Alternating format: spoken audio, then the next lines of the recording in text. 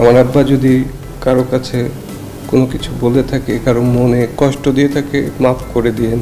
এভাবেই বাবার জন্য কেঁদে কেঁদে হাত জোর করে ক্ষমা চাইলেন কাজী মারুফ। বললেন, আমার বাবাকে আপনারা মাফ করে দিন।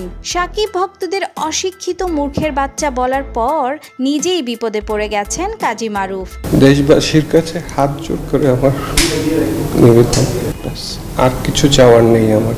শাকিব খানের বরবাদ সিনেমা আনকাট মুক্তিতে বাধা দেয়ায় কাজী হায়াতের ওপর চড়াও হয় তার দর্শকরা।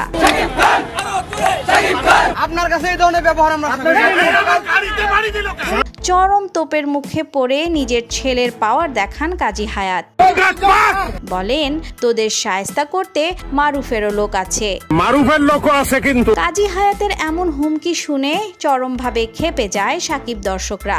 একজন সিনিয়র পরিচালকের কাছে এটা আশা করেনি তারা। উনি হলো বয়স্ক মানুষ, ইনারা ভায়োলেন্স কি বুঝবে। এদিকে বাবাকে অপমানের প্রতিবাদে কাজী মারুফও ফেসবুক লাইভে এসে সাকিবের দর্শকদের হুমকি দেন। সাকিবিয়ানদের অশিক্ষিত মূর্খের বাচ্চা বলে গালাগালি করেন। টাকাই যদি খাইতো আমার বাপ, আহারে অশিক্ষিত মূর্খের বাচ্চারা। শাকিব খানের সিনেমা মূর্খ লোকজন দেখেন বলে দাবি করেন মারুফ। সেই সাথে বলেন, কাজী মারুফের সিনেমা দেখার যোগ্যতা এই দর্শকদের নেই।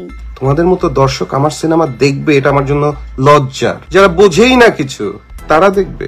লাইভে এমন কটূক্তিমূলক আচরণ করার জন্য কাজী মারুফকে নিয়ে সমালোচনা করছে দর্শকরা। বলছে, শাকিব খানকে হিংসা করেই এসব শুরু করেছেন বাবা ছেলে।